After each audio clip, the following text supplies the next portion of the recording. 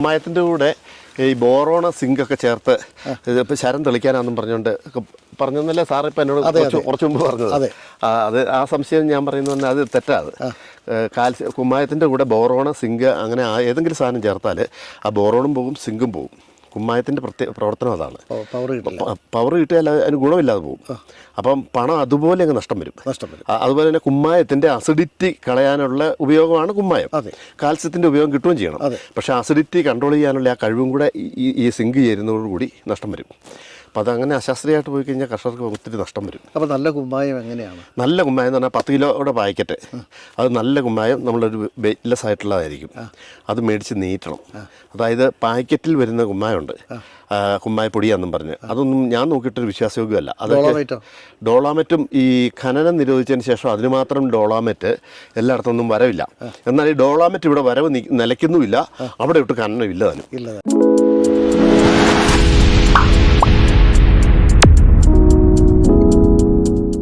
എല്ലാവർക്കും നമസ്കാരം. ഞാൻ ഇടുക്കി രാജാക്കാട് ശ്രീ ഷാജി മൈലപ്പറമ്പിൻ്റെ അരികിലാണ്. വീണ്ടും നമുക്കൊരു മഴക്കാലം കൂടിയിട്ട് എത്തിക്കഴിഞ്ഞു. എന്തൊക്കെയാണ് ഏലത്തിന് അത്യാവശ്യം നമ്മൾ കൊടുക്കേണ്ട പരിചരണ മുറകൾ എന്നറിയാൻ വേണ്ടി അങ്ങേ കാണാൻ വേണ്ടി വന്നതാണ്. എന്തൊക്കെയാണ് ഇപ്പോൾ നമുക്ക് ഏലത്തിന് ഏറ്റവും പ്രധാനമായിട്ട് നമ്മൾ അടിസ്ഥാനപരമായ കുറേ കാര്യങ്ങളൊക്കെ ചെയ്തു, വേനൽക്കാലത്തെ അതിജീവിച്ചു, മഴക്കാലം സമാഗതമായി. എന്തൊക്കെയാണ് നമുക്കിപ്പോൾ ചെയ്യേണ്ടത്? നമ്മൾ ഏലത്തിനിപ്പോൾ ആദ്യമായിട്ട് ചെയ്യേണ്ടതെന്ന് പറഞ്ഞു കഴിഞ്ഞാൽ ഈ അഴുകലിൻ്റെ തട്ടമറച്ചിലടക്കമുള്ള സാധനങ്ങൾക്ക് പ്രതിരോധം അഡ്വാൻസ് അടിച്ചു കൊടുക്കണം. അതായത് അഴുകലും തട്ടമറച്ചിലൊക്കെ ഉണ്ടാകുമ്പം നമ്മൾ അതിൻ്റെ പുറകെ പോയി ചികിത്സ കൊണ്ട് പോകുമ്പോൾ ആ കാലഘട്ടങ്ങളിൽ ഏലക്കായ ഉണ്ടാകില്ല. അതുകൊണ്ട് ഈ ബാക്ടീരിയകളെ നമ്മൾ ഈ മഴക്കാലം തുടങ്ങുന്നതിന് മുമ്പേ തുരത്തി കളയണം. അതായത് കുമ്മായി ഇട്ട് കൊടുക്കുന്ന ഒരു പതിവുണ്ടല്ലോ അതുകൊണ്ട് കൂടി ഞാൻ പറയുന്നുണ്ട്. അതിന് മുമ്പായിട്ട് ആദ്യമായിട്ട് നമ്മൾ ചെയ്യേണ്ടതെന്ന് പറഞ്ഞു കഴിഞ്ഞാൽ ഒരു ഫംഗസ് അടിച്ച് ചെടി ഒന്ന് ക്ലീൻ ചെയ്യണം. ഫംഗിസൈഡ് അത് കീടനാശിനി ചേർത്ത് ഫംഗസ് അടിക്കാം. ഇപ്പോൾ പരമാവധി ലേബർ ദൗർലഭ്യമൊക്കെ ഉള്ളതുകൊണ്ട് നമ്മളെല്ലാം കൂടെ കൂട്ടി ഒരുമിച്ച് കൊണ്ടുപോകുന്ന രീതിയിൽ കൊണ്ടായാൽ മാത്രമേ ഇത് മുതലാകത്തുള്ളൂ. പ്രത്യേകിച്ച് തൊഴിലാളി ക്ഷാമം ഹിന്ദിക്കാർ പലരും പോയിട്ട് ഇനി എപ്പോൾ തിരിച്ചു വരുമെന്ന് അറിയാൻ വയ്യാത്തൊരവസ്ഥയുണ്ട് അല്ലേ? വരുമെന്ന് എപ്പോഴെന്നുള്ളതല്ല, ചിലപ്പോൾ വന്നില്ലെന്നും വരാം. ആ രീതിയിലേക്ക് കാര്യങ്ങൾ പോകുന്നു. അപ്പോൾ നമുക്ക് ജോലിഭാരം വർദ്ധിക്കാത്ത ഒരവസ്ഥ ഉണ്ടാവണം. അതോടൊപ്പം തന്നെ നമുക്ക് ചിലവ് കുറഞ്ഞൊരു പരിപാലന മുറകൾ ഉണ്ടാവണം. അങ്ങനെ ഒരു പാക്കേജ് ഉണ്ടോ? അങ്ങനെ പാക്കേജ് ഉണ്ട്. ആ പാക്കേജ് ചെയ്താലേ രക്ഷപ്പെടുകയുള്ളൂ. ഇപ്പം നമ്മൾ പ്രത്യേകിച്ചെന്ന് പറഞ്ഞാൽ ഇപ്പോൾ ഏലത്തിലുള്ളതെന്ന് പറഞ്ഞാൽ ഊരനുണ്ട്. ഊരൻ വ്യാപകമായിട്ട് ഈ വെള്ളപ്പൊടി ഇങ്ങനെ ഏലത്തിലേക്ക് ഇങ്ങനെ വന്ന് കയറിയിട്ട് മൊത്തം അങ്ങോട്ട് ഏലം നശിച്ചു പോകും. അടുത്ത കാലത്താണല്ലോ അങ്ങനെ കണ്ടുപിടിക്കിയത്. നേരത്തെ ഉണ്ടായിരുന്നു, ഇപ്പോൾ വ്യാപകമാണ്. പിന്നെ പോയിട്ട് തണ്ടുവരപ്പിന് അത്യാവശ്യം നന്നായിട്ടുണ്ട്. പിന്നെ തട്ടമറച്ചിൽ, ഫിസേറിയ അടക്കമുള്ള രോഗങ്ങളുണ്ട്. അപ്പം നമ്മൾ ഇതിനെല്ലാം കൃത്യനിഷ്ഠയോട് കൂടിയുള്ളൊരു മരുന്ന് കൊടുത്താൽ മാത്രമേ നമുക്കിത് രക്ഷപ്പെടുത്താൻ കഴിയുള്ളൂ. അപ്പോൾ എന്താ നമ്മൾ ചെയ്യേണ്ടത്? ഇപ്പം നമ്മൾ ആദ്യത്തെ ഒരു കീടനാശിനി ചേർത്തൊരു ഫംഗിസൈഡ് കൊടുക്കണം. അത് വളരെ വിദഗ്ധമായ രീതിയിൽ. ഇപ്പം നമ്മൾ ഊരനടക്കമുള്ള സംഗതികൾക്കും തട്ടമറച്ചിൽ, അഴുകൽ, ഇങ്ങനെയുള്ള കാര്യങ്ങൾക്കെല്ലാം കൂടി അഡ്വാൻസ് വരണം ആദ്യം. അത് നമ്മൾ ചെയ്യേണ്ടത് എങ്ങനെയാണ്? സമൂല ചെടിയിൽ മൊത്തം അടിച്ചു കൊടുക്കണം. ചര ഉൾപ്പെടെ പച്ചപ്പുള്ളിടത്തെല്ലാം അടിച്ചു കൊടുക്കണം. മണ്ണിൽ വേണ്ട. മണ്ണിൽ ആ ട്രീറ്റ്മെൻറ്റ് നമുക്ക് പറ്റത്തില്ല. കാരണം എന്ന് വെച്ചാൽ അത് ചിലവ് കൂടുതലുള്ളതാണ്. തന്നെയല്ല മണ്ണിൽ അങ്ങനെയല്ല ട്രീറ്റ്മെൻറ്റ് ചെയ്യേണ്ടത്. അപ്പോൾ നമ്മൾ ഇതിൻ്റെ ഒരു കാര്യങ്ങൾ പറയട്ടെ എന്നാലേ. അപ്പോൾ നമുക്ക് 200 ലിറ്റർ വെള്ളത്തിൻ്റെ ഒരു കണക്കല്ലേ പറയണ്ടേ? 200 ലിറ്റർ വെള്ളത്തിൽ നമുക്ക് റോഗർ 200 മില്ലി, അത് കൃത്യമായിരിക്കണം, കൂടാൻ പാടില്ല. ഇമാമത്തിൻ മെൻസവേറ്റ് 50 ഗ്രാം, തൈമത്തോക്സം 25 ഗ്രാം, അത് 200 ലിറ്റർ വെള്ളത്തിലാണ്. ഈ ലൈനിയാണ് നമ്മൾ തണ്ടുതരപ്പന്, ഊരനടക്കമുള്ള സാധനങ്ങൾക്ക് കൊടുക്കുന്നത്. അപ്പോൾ ഈ ഊരനടക്കമുള്ള സാധനങ്ങൾ പോകും. അപ്പോൾ ഈ ഊരം പോയാലും കുറച്ച് ദിവസവും കൂടെ അങ്ങനെ ഇരുന്നിട്ട് പതുക്കെ കളർ മാറിയിട്ടാണ് നശിച്ചു പോണത്. അതായത് മരുന്നടിച്ചിട്ട് 3-4 ദിവസം കഴിഞ്ഞിട്ട് പോയിട്ട് നോക്കുമ്പോൾ പോയില്ല എന്നും പറഞ്ഞ് പിന്നെ അടിക്കല്ലേ. ഇത് പല ആ വെളുപ്പൊക്കെ മാറിയിട്ടൊരു മഞ്ഞ നിറവും കറുപ്പ് നിറവും. അപ്പോൾ അത് പോയതാ. എല്ലായിടത്തും ചെന്നാൽ മതി അടി. ഇതാണ് നമ്മുടെ കീടനാശിനിയുടെ ഡോസ്. അതിൻ്റെ കൂടെ നമ്മൾ ചേർക്കേണ്ടത് ഈ അടിക്കുന്ന വെള്ളത്തിനെ ന്യൂട്രാക്കി ഇരുമ്പിൻ്റെ അംശം കളയാനായിട്ട് 1/2 കിലോ അലുമിനിയം സിലിക്കേറ്റ് ചേർക്കണം. അപ്പം കീടനാശിനിയുടെ ഡോസ് കറക്റ്റായി. ഇതിനകത്തേക്ക് നമ്മൾ ഫംഗിസൈഡ് കൂടി ചേർക്കുക. അപ്പം നമ്മുടെ contact fungicide 250 gram mancozeb, hexaconazole 250 ml വെള്ളത്തിലുണ്ടാക്കിയ SSC ആയിരിക്കണം. അതോടൊപ്പം തന്നെ ചിലേറ്റഡ് കോപ്പർ 50 ഗ്രാം, ടാക്മേസിൻ 2 എണ്ണം. ഇതാണ് നമ്മുടെ ഫംഗിസൈഡ് പ്രയോഗം. അപ്പോൾ 200 ലിറ്ററിൻ്റെ കണക്കാണ് ഇപ്പോൾ പറഞ്ഞത് അല്ലേ? അപ്പോൾ ഇത് പ്രയോഗിക്കുമ്പോൾ നമ്മൾ ചെടിക്ക് മൊത്തത്തിൽ, അതായത് ഇലകൾക്ക്, തണ്ടിന്, ചരത്തിന് എല്ലാം നമ്മൾ അടിച്ചു കൊടുക്കണം. സമൂലം അടിച്ചു കൊടുക്കണം. 20 മില്ലി പശ 200 ലിറ്ററിന്. മഴക്കാലമായി പശയുടെ അളവ് കൂടി കഴിഞ്ഞ് കഴിഞ്ഞാൽ തേനീച്ചയ്ക്ക് പരാഗണം നടത്താൻ ബുദ്ധിമുട്ടുണ്ടാവും, ഒട്ടിപ്പോവും, അതിന് വലിയ പ്രശ്നങ്ങളുണ്ട്. പ്രധാനമായിട്ട് ശ്രദ്ധിക്കേണ്ട ഒരു കാര്യം അല്ലേ? അതെ. പശയുടെ അളവ് കൂട്ടാൻ പാടില്ല. പശയുടെ അളവ് കൂട്ടാൻ പാടില്ല, നല്ല ക്വാളിറ്റി പശയായിരിക്കണം. അങ്ങനെയാണ്. മറ്റൊരു കാര്യമുള്ളത്, നമ്മൾ മരുന്ന് കൂട്ടി വെച്ചപ്പോഴാണ് അപ്രതീക്ഷിതമായിട്ട് മഴ വന്നത്. അതിശക്തമായ മഴയോട്ടല്ല താനും, ചാറ്റൽ മഴയുണ്ട്. അപ്പോൾ നമുക്ക് മരുന്ന് പ്രയോഗം നടത്താമോ? ചാറ്റൽ മഴയുള്ളപ്പം മരുന്ന് പ്രയോഗം നടത്താം. ചാറ്റൽ മഴയായിരിക്കണം. സ്പ്രേ മഴയാണെങ്കിൽ മരുന്ന് പ്രയോഗം നടത്താം. കാരണം നമ്മൾ കൂടുതലായിട്ടും ഈ ചെടിക്ക് ഇലയുടെ അടിയിൽ അടിച്ചു പിടിപ്പിക്കുന്നത്. അപ്പം നമുക്ക് കൃത്യമായിട്ട് ചെയ്യാം. ഈ പ്രകാശസംശ്ലേഷണം നടക്കുന്ന സമയത്ത് വിഷവും ഫംഗസൊക്കെ വലിച്ചെടുക്കുന്നത് ഇലയുടെ അടിയിൽ നിന്നാണ് വലിക്കുന്നത്. ഇനി മരുന്ന് പ്രയോഗം നടത്തി കഴിഞ്ഞാൽ എത്ര മണിക്കൂർ സമയത്ത് നമുക്ക് വലിയ മഴയില്ലാതെ തന്നെ ആ ചെടിയെ സംരക്ഷിക്കാൻ പറ്റണം? അത് കോര മഴയാണെങ്കിൽ മാത്രമേ അത് പോവുള്ളൂ. തന്നെയല്ല, നമ്മൾ നനച്ചു കൊടുക്കുമ്പോൾ നമ്മൾ ചൂട്ടി കൊണ്ടുപോയിട്ട് ഇങ്ങനെ അടിച്ച് കുളിപ്പിച്ച് നനയ്ക്കും ചെടി. പക്ഷെ മഴ എന്ന് പറയുന്നത് തെറിച്ച് ചെരിഞ്ഞു വന്നിട്ട് ഇലയെ തട്ടിയിട്ടൊക്കെയാണ് ചാടുന്നത്. അപ്പോൾ അതുകൊണ്ട് ഒരു സാമാന്യ ഉപായത്തിലുള്ള മഴയൊന്നും നമ്മുടെ ഈ മരുന്ന് പ്രയോഗത്തെ ഏൽക്കില്ല. അതല്ല, കോര മഴയാണ്, കാറ്റോട് കൂടിയ കോര മഴ, നല്ല ആടി വലഞ്ഞ കാറ്റും മഴയും കൂടെ വരുവാണെങ്കിൽ ഏലം മൊത്തം അകലും. അന്നേരത്തേക്കും വെള്ളം അടിച്ചു കയറും, മഴ വരും, നമ്മൾ കഴുകിപ്പോവും. ഉപായത്തിലുള്ള മഴയൊന്നും നമുക്ക് ഈ ഏലത്തിൻ്റെ മരുന്നടിക്ക് കേൾക്കുന്നില്ല. അങ്ങ് പറഞ്ഞ പോലെ തന്നെ പശ നമ്മൾ ഉപയോഗിക്കുമ്പോൾ പശയുടെ അളവ് കൂടാതിരിക്കാൻ ശ്രമിക്കണം. പരാഗണം ഇല്ലാതെ പോകും. അതാണ്, തേനീച്ചയ്ക്ക് അസ്വസ്ഥത ഉണ്ടായി കഴിഞ്ഞാൽ അവർക്ക് വേറെയും തോട്ടമുണ്ടല്ലോ, അവരങ്ങോട്ട് പോകും, ഒട്ടലുണ്ടാവും. ഈ ഫംഗിസൈഡ് നമുക്ക് വർഷത്തിൽ എത്ര തവണ കൊടുക്കാൻ പറ്റും? ഫംഗിസൈഡ് നമുക്ക് വർഷത്തിൽ 3 മാസത്തിലൊന്ന് കൊടുക്കണം, 4 പ്രാവശ്യം കൊടുക്കണം. അപ്പോൾ ഇപ്പോൾ അങ്ങ് പറഞ്ഞ രീതിയിൽ ഫംഗിസൈഡും അതോടൊപ്പം തന്നെ കീടനാശിനിയും ഒരുമിച്ചടിക്കുന്നത് കൊണ്ട് നമുക്ക് ചിലവ് കുറയ്ക്കാൻ പറ്റും അല്ലേ? അതിന് പ്രവർത്തനം ഒത്തിരി ഗുണമുണ്ട്. നമ്മൾ ചിലേറ്റർ കോപ്പർ ചേർത്ത് അടിക്കുന്നത്. നമ്മൾ തുരിശിൻ്റെ പ്രയോഗം നമ്മൾ ഒഴിവാക്കുന്നതാണ്. ഇതിനകത്തും കോപ്പർ ചേരുന്നുണ്ട്, തുളച്ച് കയറുന്ന കോപ്പർ നമ്മൾ കയറ്റുന്നുണ്ട്. ഇപ്പോൾ തുരിശെന്ന് പറയുന്നത് പരമ്പരാഗതമായിട്ടുള്ള ഒരു മാർഗ്ഗമാണെങ്കിൽ പോലും ഇന്ന് തുരിശടിച്ച് ഒരു കർഷകർക്കും രക്ഷപ്പെടാൻ പറ്റുന്നില്ല. കാരണം അതിനകത്ത് കീടനാശിനി ചേരിയല, അത് കോണ്ടാക്റ്റ് ഫംഗിസൈഡ് മാത്രമാണ്. ചെടിയുടെ എല്ലാ രോഗങ്ങൾക്കും കൺട്രോളാകുകയില്ല. 4 പ്രാവശ്യം തുരിശടിച്ച് കഴിഞ്ഞിട്ടും ചെടി മറിയുന്ന സ്ഥിതി വരുന്നതിൻ്റെ കാരണം അതിന് സിസ്റ്റമിക് പവർ ഇല്ലാത്തതുകൊണ്ടാണ്. അത് കോണ്ടാക്റ്റാണ്. അപ്പോൾ വർഷത്തിൽ 4 തവണ നമ്മൾ ഫംഗിസൈഡ് കൊടുക്കണം എന്ന് പറഞ്ഞു. അതോടൊപ്പം തന്നെ ഇപ്പോൾ നമ്മൾ ഈ പ്രയോഗം നടത്തിയത് കൊണ്ട് മാത്രം നമുക്ക് ചെടിയെ സംരക്ഷിക്കാൻ പറ്റുമോ? പിന്നെ കുമ്മായ ഇടേണ്ട കാര്യമുണ്ടോ? ഉണ്ട്. ഇതിപ്പോൾ നമ്മൾ രോഗവും കീടവും മാറ്റുക. ചെടിയുടെ ഉപരിതലത്തിലുള്ള രോഗങ്ങളും കീടങ്ങളും മാറ്റുവാണ്. ഇനി കിടക്കുന്ന നമ്മുടെ മണ്ണാണ് നമ്മുടെ പ്രധാന ബേസിക് സാധനം. അപ്പോൾ ഈ മണ്ണിൻ്റെ ശുശ്രൂഷയിലേക്ക് നമ്മളിനി കടന്നു വരണം. അതാണ് പ്രധാന കാര്യം. അപ്പോൾ എത്ര നാൾ കഴിയുമ്പോൾ ഈ ഫംഗിസൈഡും അതോടൊപ്പം തന്നെ കീടനാശിനിയും നമ്മൾ അടിച്ചു, എത്ര ദിവസം കഴിയുമ്പോൾ അല്ലെങ്കിൽ എത്ര നാൾ കഴിയുമ്പോൾ നമുക്ക് വീണ്ടും ഈ കുമ്മായൊക്കെ ഇടാൻ പറ്റും? കുമ്മായ പ്രയോഗത്തിന് അങ്ങനെ ഒരു വെയിറ്റിംഗ് പീരീഡിൻ്റെ ആവശ്യമില്ല. നമ്മൾ ചെടിയുടെ ഉപരിതലത്തിലാണല്ലോ ഇതെല്ലാം അടിച്ചേക്കുന്നത്. പിന്നെ പോയിട്ട് നമ്മൾ മണ്ണിലേക്കാണല്ലോ കുമ്മായി ഇടുന്നത്. പിന്നെ ഈ വള്ളിയിലൊക്കെ ഒരു ശകലം പറ്റും. അപ്പം അതുകൊണ്ട് നമുക്ക് ഈ ഇതിനൊരു വെയിറ്റിംഗ് പീരീഡ് കൊടുക്കേണ്ട കാര്യമില്ല. ഒത്തിരി വെയിറ്റിംഗ് പീരീഡും ഒത്തിരി നിയമ കാര്യങ്ങളും പറഞ്ഞു കഴിഞ്ഞ് കഴിഞ്ഞാൽ നമുക്ക് ഈ കാര്യങ്ങൾ ഓടാതെ വരും. കർഷകർക്ക് ഇത് ഓടിക്കാൻ പറ്റില്ല. നമ്മളിപ്പോൾ ഇവിടെ ഒരു പ്രഭാഷണം നടത്തുന്ന പോലെ അല്ലല്ലോ കൃഷിയുടെ പണി നടക്കുന്നത്. പ്രായോഗിക തലത്തിൽ വേണമല്ലോ കാര്യങ്ങൾ നടത്താനായിട്ട്. അപ്പം അതുകൊണ്ട് അപ്പോൾ നമ്മളിനിപ്പോൾ കുമ്മായി ഇട്ട് കൊടുക്കാം അല്ലേ? കുമ്മായി ഇട്ട് കൊടുക്കേണ്ടത് എന്താണ്? ഇപ്പോൾ പലരുമൊക്കെ ഈ കക്ക എന്ന് പറയുന്നത് കക്ക തന്നെ ഇട്ട് കൊടുക്കണം, കുമ്മായത്തെക്കാളും കുറച്ചുകൂടി നല്ല ഫലപ്രദമാണ്, അല്ലെങ്കിൽ കുമ്മായത്തിൻ്റെ കൂടെ ഇന്നതെല്ലാം കൂട്ടണമെന്നൊക്കെ പറഞ്ഞൊക്കെ ആളുകൾ ഇങ്ങനെ അശാസ്ത്രീയമായ കാര്യങ്ങളൊക്കെ പറയാറുണ്ട്. അത് അശാസ്ത്രീയമാണോ? അശാസ്ത്രീയം എന്ന് പറഞ്ഞാൽ കുമ്മായത്തിൻ്റെ കൂടെ ഈ ബോറോണ സിങ്കൊക്കെ ചേർത്ത് ഇപ്പോൾ ശരം തെളിക്കാനാണെന്നും പറഞ്ഞൊന്നല്ലേ സാറ് ഇപ്പം എന്നോട് കുറച്ച് മുമ്പ് പറഞ്ഞത്. അത് ആ സംശയം ഞാൻ പറയുന്നത് തന്നെ അത് തെറ്റാത്. കുമ്മായത്തിൻ്റെ കൂടെ ബോറോണ സിങ്ക് അങ്ങനെ ഏതെങ്കിലും സാധനം ചേർത്താൽ ആ ബോറോണും പോകും, സിങ്കും പോകും. കുമ്മായത്തിൻ്റെ പ്രവർത്തനം അതാണ്. പവർ കിട്ടിയാൽ അതിന് ഗുണമില്ലാതെ പോകും. അപ്പം പണം അതുപോലെ അങ്ങ് നഷ്ടം വരും. അതുപോലെ തന്നെ കുമ്മായത്തിൻ്റെ അസിഡിറ്റി കളയാനുള്ള ഉപയോഗമാണ് കുമ്മായം. കാൽസ്യത്തിൻ്റെ ഉപയോഗം കിട്ടുകയും ചെയ്യണം. പക്ഷേ അസിഡിറ്റി കൺട്രോൾ ചെയ്യാനുള്ള ആ കഴിവും കൂടെ ഈ സിങ്ക് ചേരുന്നതോടുകൂടി നഷ്ടം വരും. അപ്പോൾ അതങ്ങനെ അശാസ്ത്രീയമായിട്ട് പോയി കഴിഞ്ഞാൽ കർഷകർക്ക് ഒത്തിരി നഷ്ടം വരും. അപ്പോൾ നല്ല കുമ്മായം എങ്ങനെയാണ്? നല്ല കുമ്മായം എന്ന് പറഞ്ഞാൽ 10 കിലോയുടെ പാക്കറ്റ്, അത് നല്ല കുമ്മായം നമ്മളൊരു വെയിറ്റ്ലെസ് ആയിട്ടുള്ളതായിരിക്കും. അത് മേടിച്ച് നീറ്റണം. അതായത് പാക്കറ്റിൽ വരുന്ന കുമ്മായമുണ്ട്, കുമ്മായപ്പൊടിയാണെന്നും പറഞ്ഞ് അതൊന്നും ഞാൻ നോക്കിയിട്ടൊരു വിശ്വാസയോഗ്യമല്ല. അതൊക്കെ ഡോളോമൈറ്റോ? ഡോളാമെറ്റും ഈ ഖനനം നിരോധിച്ചതിന് ശേഷം അതിന് മാത്രം ഡോളാമെറ്റ് എല്ലായിടത്തൊന്നും വരവില്ല. എന്നാൽ ഈ ഡോളാമെറ്റ് ഇവിടെ വരവ് നിലയ്ക്കുന്നുമില്ല, അവിടെ ഇട്ട് ഖനനം ഇല്ല താനും.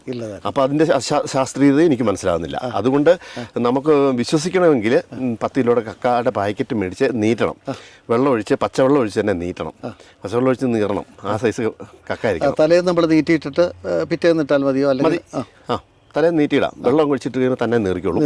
ആ അത് 10 കിലോ തന്നെ വേണം. അത് ഇപ്പോൾ നമ്മൾ കാണുന്ന ഈ ചെടികൾക്കൊക്കെ എന്തോരം നമ്മൾ കുമ്മായി ഇട്ട് കൊടുക്കണം? ഈ ചെടികൾക്കൊക്കെ ഒരു 300-ന് മുകളിൽ കുമ്മായി ഇടണം. 300 ഗ്രാമിന് മുകളിൽ. എങ്ങനെ ഇടേണ്ടത്? അതിടേണ്ടത് തന്നെ നമ്മളൊരു കൂട്ടുണ്ടാക്കണം. അത് ഞാൻ തന്നെ ഡിസൈൻ ചെയ്തൊരു കൂട്ടാണ് നേരത്തെ, വർഷങ്ങൾക്ക് മുമ്പേ. അതാണിപ്പം കർഷകരെല്ലാം ഉപയോഗിക്കുന്നതും എല്ലാവരും പറയുന്നതും അത് തന്നെയാണ്. അതായത് നമ്മൾ 3 പാക്കറ്റ് കുമ്മായി 100 ചെടിക്കാണ് കൂട്ടിയാണ്. ആ 3 പാക്കറ്റ് കുമ്മായി ശരിക്കും നീറ്റിയതിന് ശേഷം ചൂടാറിക്കഴിഞ്ഞിട്ട് 1 കിലോ സൾഫർ ചേർക്കും. അതോടൊപ്പം തന്നെ 5 കിലോ മഗ്നീഷ്യം സൾഫേറ്റ് ചേർക്കും. ഇതാണ് അതിൻ്റെ കൂട്ട്. അപ്പോൾ എന്നിട്ട് അതെടുത്ത് 300 ഗ്രാം വെച്ച് ചോട്ടിലേക്ക് ഇങ്ങനെ ഇങ്ങനെ ചുറ്റുവിടണം. അകത്തേക്ക് കൈ കയറ്റിയിട്ട് അധികം വള്ളിയിലൊക്കെ ചാടാതെ, വള്ളി ചാടി എന്ന് ഓർത്ത് പൊള്ളൊന്നുമില്ല, ഇങ്ങനെ കയറ്റിയിട്ട് ഇങ്ങനെ ഇട്ട് ഈ കിടക്കുന്ന ചപ്പും ചവറും എല്ലാം കൂടെ കുറച്ച് ദ്രവിച്ചങ്ങ് പോകും. ഈ മഴ പെയ്യുന്നതിൻ്റെ അടിസ്ഥാനത്തിൽ ഈ കുമ്മായി ഇതിനകത്തേക്ക് അലുത്തങ്ങ് ഇറങ്ങും. അലുത്തിറങ്ങുമ്പം ഈ പുതു വേരുണ്ടാകാൻ തുടങ്ങും. ഈ ഉള്ള വേരുകളുടെ എല്ലാം കേട് മാറിയിട്ട് വേരിന് നല്ല ഓട്ടം കിട്ടും. അപ്പം മഴ പെയ്യുന്ന ആൾക്കാർ തന്നെ ഇന്ന് ഓടിക്കൊണ്ടുപോയി വളം ഇടുമല്ലേ. ഇതേ മഴ പെയ്ത് വളം മേടിക്കാൻ പോക്കല്ലേ, ഒരു വളം എടുക്കല. കാരണം ഈ വേരിന് അറ്റം കാണിയല, അറ്റം കറുത്തിരിക്കുമായിരിക്കും. ആ അറ്റം ഇല്ലാത്തതുകൊണ്ട് പൊറ്റ വേര് ഉൽപ്പാദിപ്പിച്ചാണ് ചെടി പിടിച്ച് നിൽക്കുന്നത്. അപ്പം ഈ വേര് ക്ലീൻ ആകാതെ ഒരു കാരണവശാലും വളമിട്ട് കായ എടുക്കാമെന്നാരും വിചാരിക്കേണ്ട, നടക്കില്ലത്.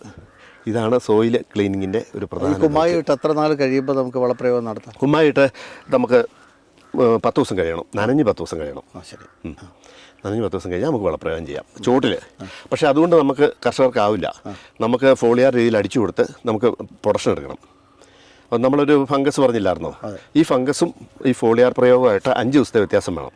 ഈ ഫംഗിസൈഡ് അടിക്കുന്നത് കഴിഞ്ഞിട്ട് ഫംഗിസൈഡ് അടിച്ചൊന്ന് ക്ലീൻ ആക്കിയതെല്ലാം ഫംഗസ് രോഗം കീടോ എല്ലാം ഒന്ന് പോയി ഒന്ന് ഫ്രഷ് ആകാനുള്ള അവസരം കൊടുക്കണം ചെടിക്ക്. 5 ദിവസത്തെ വെയിറ്റിംഗ് പീരീഡ് ഉണ്ട്. 5 ദിവസം കഴിഞ്ഞ് കഴിഞ്ഞാൽ നമുക്ക് ഫോളിയാർ കൊടുത്തു കഴിഞ്ഞ് കഴിഞ്ഞാൽ ഈ ചോട്ടിൽ നിന്ന് കയറ്റിക്കൊണ്ട് വരുന്ന ആ സമയം നമുക്കിവിടെ ലാഭിച്ച് ചെടിയിലേക്ക് ഡയറക്റ്റ് 24 അവേഴ്സിനുള്ളിൽ ന്യൂട്രിയൻസ് അടിച്ചു കൊടുക്കണം. അന്നേരത്തേക്കും എല്ലാം ക്ലീൻ ആവുക. കീടനാശിനിയും ഫംഗിസൈഡും ചേരും. അപ്പോൾ നമുക്ക് വേണമെങ്കിൽ ഇപ്പോൾ നമ്മൾ ഫംഗിസൈഡും കീടനാശിനിയും കൂടെ അടിച്ചു, പിന്നെ നമുക്ക് അടുത്ത കീടനാശിനി അടിക്കുമ്പോൾ കീടനാശിനി അടിക്കുമ്പോൾ നമുക്ക് ഫോളിയാർ കൂട്ടിയാൽ മതി. അടുത്ത പിന്നെ ഫോളിയാർ കൂട്ടാം. പക്ഷെ അന്നേരം ഒരു കാര്യമുണ്ട്, നമുക്ക് വളർച്ചയ്ക്ക് ഒരു 25 ദിവസം കൂടുമ്പോഴാണ് കീടനാശിനി അടിക്കുന്നത്. ഇപ്പം നമ്മൾ ഫംഗിസൈഡ് അടിച്ചു, പിന്നെ 25 ദിവസം കാത്തിരിക്കുമ്പോൾ അത്രയും വളർച്ച ഇവിടെ കുറയും. അതിന് നമ്മൾ എന്ത് ചെയ്യണം, ഈ ഫംഗിസൈഡ് അടിച്ച് 5 ദിവസം കഴിയുമ്പോഴത്തേക്കും ഫോളിയാറും അടിക്കുക. അതിന് കീടനാശിനി വേണ്ട, അടിച്ചല്ലോ. അതിൻ്റെ മൂലകങ്ങളെല്ലാം കൂടെ ചേർത്ത് ഒരടി. ഏത് ഫംഗിസൈഡാ? ന്യൂട്രിയൻ്റ്. ഏത് ഫോളിയാറാണ് കൊടുക്കുക? ഫോളിയാർ എന്ന് പറഞ്ഞു കഴിഞ്ഞാൽ നമ്മൾ അതിനകത്ത് 200 ലിറ്റർ വെള്ളത്തിൽ വളരെ ജാഗ്രതയോടുകൂടി, ഇപ്പം നമ്മൾ ഈ പറയുന്ന സമയത്താണെങ്കിൽ 200 ലിറ്ററിൽ 19 1 കിലോ. ഇനി മഴയൊക്കെ മൂക്കുവാണെങ്കിൽ 19 മാറ്റി വെച്ചിട്ട് 0.52 54 കയറണം. 200 ലിറ്ററിൽ 1 കിലോ. അതുപോലെ തന്നെ പൊട്ടാഷ്യം ഷൂണേറ്റ് എന്ന് പറയും. അതായത് മഗ്നീഷ്യം പൊട്ടാഷ്യം ഉണ്ട് അതിൻ്റെ അകത്ത്. മഗ്നീഷ്യമാണ് ഏറ്റവും പ്രധാന സംഗതി. മഗ്നീഷ്യം ഇല്ലാതെ പ്രകാശസംശ്ലേഷണം നടക്കില്ല, ചെടി പിടിച്ച് നിൽക്കില്ല, പ്രതിരോധം ഉണ്ടാകില്ല, ഒന്നുമില്ല. അപ്പോൾ മഗ്നീഷ്യം പൊട്ടാഷ്യം ഷൂണേറ്റ് 200 ലിറ്ററിന് 1 കിലോ. ഒരുമിച്ച് ചെയ്യാവുന്ന കാര്യങ്ങളായി പറയുന്നത്. 200 ലിറ്ററിലാണ് പറയുന്നത്. അതുപോലെ തന്നെ ചെടിക്ക് ആവശ്യമുള്ള മൈക്രോ ന്യൂട്രിയൻസ് ഉണ്ട്. ഈ മൈക്രോ ന്യൂട്രിയൻസ് എല്ലാം ചേർന്നിട്ട് ഫോളിയാർ ആപ്ലിക്കേഷനിൽ മൈക്രോ ഫുഡ് എന്നും പറഞ്ഞ് വരുന്നുണ്ട്. അത് 200 ലിറ്ററിൽ 1/2 കിലോ. അതുപോലെ തന്നെ ചെടിക്ക് മഞ്ഞപ്പിഞ്ച് പൊഴിയലുണ്ടാകാതിരിക്കാനും ഹരിതകം കൂടുതലുണ്ടാകാനും കൂടുതൽ പ്രൊഡക്ഷൻ എടുക്കാനും വേണ്ടിയിട്ട് ബോറോൺ ചേർക്കണം. ബോറോണാണ് പ്രധാന ഘടകം. ബോറോണിൻ്റെ പ്രത്യേകത എന്ന് പറഞ്ഞു കഴിഞ്ഞാൽ കായ്ക്ക് വിരൂപത ഉണ്ടാകില്ല, അരിയെണ്ണം കൂടണം, തൂക്കം കൂടാൻ ബോറോൺ ഏറ്റവും കൂടുതൽ വേണ്ടത്. അപ്പോൾ ബോറോൺ 200 ലിറ്ററിന് 200 ഗ്രാം വേണം. പിന്നെ അതിന് സഹായകരമായിട്ട് വേണ്ടത് കാൽസ്യം, മാഗ്നീസ്, സിങ്ക്. ഇത് 200 ലിറ്ററിന് 100 ഗ്രാം വേണം. ഇതിനൂടെയും വേണം അലുമിനിയം സിലിക്കേറ്റ് 1/2 കിലോ. അതുപോലെ തന്നെ K20 എന്ന് പറഞ്ഞ പൊട്ടാഷുണ്ട്. ഇപ്പോൾ എന്ന് പറഞ്ഞു കഴിഞ്ഞാൽ ഈ ഇലയെല്ലാം കൂടെ കൂടി ഇപ്പോൾ ഈ പെട്ടെന്ന് ചൂടെല്ലാം കഴിഞ്ഞ് കാലാവസ്ഥ മാറിയപ്പോഴത്തേക്ക് ഈ ഇലയുടെ അറ്റത്തുനിന്ന് ഈ ഇങ്ങനെ ഒരു ചെറിയ ഉണക്ക് പോലെ ഇങ്ങനെ വരും ഇലയുടെ അറ്റം. ഇതുണ്ടോ, വളരെ നൈസായിട്ട് ഇതുണ്ടോ, ഇത് പൊട്ടാഷിൻ്റെ കുറവാണ്. അപ്പോൾ നമ്മൾ K20 എന്നും പറഞ്ഞ പൊട്ടാഷുണ്ട്. അത് ഇച്ചിരി നാനോ ടെക്നോളജിയാണ്. ഞാൻ നാനോ ടെക്നോളജി ഈ പ്രോത്സാഹിപ്പിക്കാറില്ലെങ്കിലും ഇത് ഉപയോഗിക്കാം. 200 ലിറ്ററിന് അതൊരു ചെറിയ പാക്കറ്റ്, ഇത്രയുള്ള പാക്കറ്റ് ഞാൻ കാണിച്ചു തരാം. ആ പാക്കറ്റ് ചേർക്കണം. പിന്നെ പോയിട്ട് നമ്മൾ ചേർക്കേണ്ടതെന്ന് പറഞ്ഞു കഴിഞ്ഞാൽ ഈ അഴുകലിലെ തട്ടമറിച്ചലിന് നമ്മൾ മരുന്നടിച്ചാൽ പോലും ഇതിനകത്ത് ചേരുന്നൊരു കാര്യമുണ്ട്, സേഫ് 3 എന്നും പറഞ്ഞ് വൈറസ്, ഫംഗസ്, ബാക്ടീരിയ. അത് 200 ലിറ്റർ 100 ഗ്രാം ചേർക്കണം. ആക്ടിനോൾ എന്ന് പറഞ്ഞൊരു ഘടകമുണ്ട്, സ്ട്രെക്ടാമൈസിസ് ലെഡിക്സ് എന്നാണ് പറയുന്നത്. അത് 200 ലിറ്ററിന് അര ലിറ്ററോട് ചേർത്ത് ഒരു ലായനി ഉണ്ടാക്കിയിട്ട് ചെടിക്ക് സമൂലം അടിച്ചു കൊടുക്കണം. ഫോളിയാർ അടിക്കുമ്പോൾ നമുക്ക് ചരത്തിലടിക്കണമെന്നുണ്ടോ? ചരത്തിലടിക്കണം. നമ്മൾ ഹരിതകം എവിടെയുണ്ടോ അവിടെ എല്ലാം അടിക്കണം, പ്രത്യേകിച്ച് ചില അടിയിലും അടിക്കണം. അങ്ങനെയാണ് ആ ന്യൂട്രിയൻ്റെ ഒരു പ്രത്യേകത വരുന്നത്. ഈ ഫോളിയാർ പ്രയോഗം നമുക്ക് നിശ്ചിത ഇടവേളകളിൽ കൊടുക്കണമെന്നുണ്ടോ? 1 മാസത്തിലൊന്ന് കൊടുക്കാം നമുക്ക്. അതല്ലേ? അതായത് നമ്മൾ 2 മാസം ഫോളിയാർ അടിച്ച് പ്രൊഡക്ഷൻ എടുക്കുമ്പോൾ 3-ാമത്തെ മാസം നമ്മൾ ഫംഗിസൈഡിലേക്ക് കീടനാശിനി കയറും. അതെ.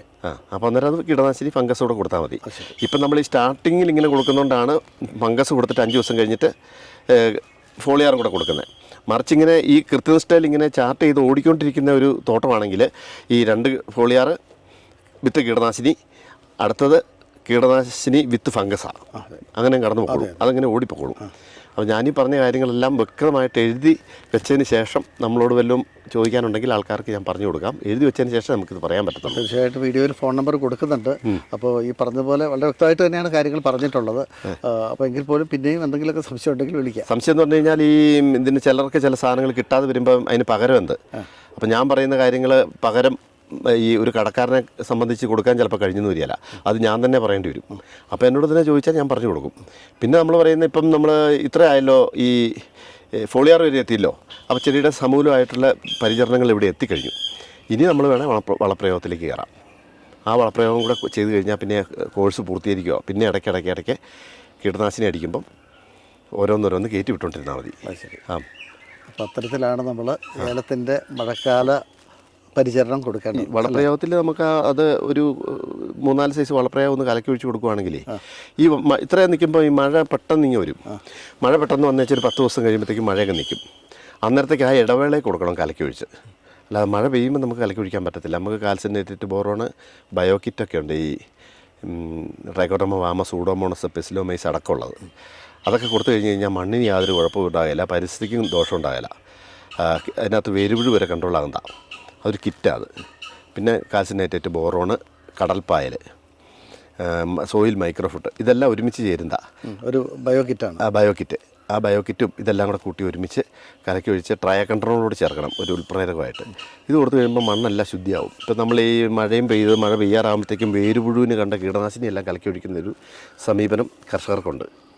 അപ്പം അതിൻ്റെ ഒരു പ്രശ്നം എന്താണെന്ന് ചോദിച്ചു കഴിഞ്ഞാൽ ഈ വേരുപുഴുവിന് മരുന്ന് കൊടുക്കുമ്പോഴത്തേക്കും നമ്മുടെ മിത്ര കീടങ്ങൾ ചാവും, മിത്ര ബാക്ടീരിയകളൊക്കെ ചാവും. അപ്പോൾ അങ്ങനെ വന്നു കഴിയുമ്പോഴത്തേക്കും മണ്ണിൽ കിടക്കുന്ന വളങ്ങൾ എടുത്തു കൊടുക്കാൻ പറ്റാതെ വരും. ഈ ബയോകിറ്റിനകത്ത് നൈട്രജൻ, ഫോസ്ഫറസ്, പൊട്ടാഷ്, ബാക്ടീരിയ ഉണ്ട്. മണ്ണിൽ ഇഷ്ടംപോലെ വളമുണ്ട്, അതങ്ങ് എടുത്ത് കൊടുക്കും. ഒരു കിറ്റ് എത്രത്തോളം ഏരിയയിൽ പ്രയോഗിക്കാൻ? 250 ചെടിക്ക് 250 2500 ലിറ്ററിന് ഉണ്ട് ഒരു കിറ്റ് പ്രയോഗിക്കാം. ഒരു കിറ്റിൻ്റെ വില അത് കുറേ സാധനങ്ങളുണ്ട്. എല്ലാം കിറ്റ് തന്നെയാണെങ്കിൽ ഒരു 3300 രൂപ. അലുമിനിയം സിലിക്കേറ്റ് കൂട്ടി ഒരു യൂണിറ്റ് വരുന്നുണ്ട്. പിന്നെ പോയിട്ട് അതർ ഐറ്റംസ് എല്ലാം കൂടെ കൂട്ടി ഒരു 6500 രൂപ 250 ചെടിക്ക് വരുന്നുണ്ട്. അങ്ങനെയുണ്ട്. അപ്പം ചില ഐറ്റങ്ങൾ ചിലർ ഒഴിവാക്കും, കർഷകർ പൈസ ഇല്ലാത്തവർ. അപ്പം അതനുസരിച്ച് അന്നേരം അതിന് ചെറിയ വേരിയേഷൻസ് ഉണ്ടാവും. അപ്പോൾ ആ കിറ്റ് കൂടെ കൊടുക്കുകയാണെങ്കിൽ സമ്പൂർണ്ണമാവും. ഈ കിറ്റ് കൊടുക്കുകയാണെങ്കിൽ നമ്മൾ വള്ളി നീളുമ്പം ചിമ്പടിക്കാല്ല, ചെമ്പടിക്കുമ്പം വള്ളി ഉണ്ടായാലെന്ന് പറയുന്ന ആ പ്രശ്നം കൂടെ പരിഹരിക്കാൻ നമുക്ക് പറ്റും കൃത്യമായിട്ട്. ഇതാണ് അതിൻ്റെ ഒരു മഴക്കാലത്തിൻ്റെ ഒരു പ്രധാന പോഷകങ്ങൾ. ഒരു പ്രാക്ടീസ് എങ്ങനെയാണ് ഞാനീ പറഞ്ഞത്. ഇതിനകത്ത് പ്രത്യേകം ശ്രദ്ധിക്കേണ്ടത് ഈ കുമ്മായ പ്രയോഗമാണ്. അങ്കമ്പാടി അതിനകത്ത് തെറ്റിപ്പോയി കഴിഞ്ഞ് കഴിഞ്ഞാൽ മൊത്തം ആ വർഷത്തെ കൃഷി പോകും. അതുകൊണ്ട് ഈ കുമ്മായം ഈ ഓരോരുത്തർ പറയും ഇത് പൊടിച്ചു വരുന്ന വാരി ഇട്ടാൽ മതി എന്ന് പറഞ്ഞു വരും. പക്ഷേ അത് ഈ ചൈനാക്കളെ പേരുള്ള സാധനങ്ങൾ വരുന്നുണ്ട്. അത് ശ്രദ്ധിച്ച് കുമ്മായി ഇട്ടതിന് ശേഷം ഇപ്പോൾ ബയോകിറ്റ് ആണെങ്കിൽ പോലും കുമ്മായി ഇട്ടതിന് ശേഷം എത്ര നാൾ കഴിയുമ്പോൾ 10 ദിവസം നനഞ്ഞ് 10 ദിവസം കഴിഞ്ഞിട്ട് ചോട്ടിൽ എന്തും ചെയ്യാൻ പറ്റുള്ളൂ മണ്ണിനകത്ത്. അല്ല ഒരു കാര്യം ചെയ്യാൻ പറ്റും, നനഞ്ഞ് 10 ദിവസം ഇട്ടതിന് ശേഷമല്ല, നനഞ്ഞ് 10 ദിവസം അങ്ങനെ ചെയ്യാൻ പറ്റത്തുള്ളൂ. Okay, thank you. ശരി.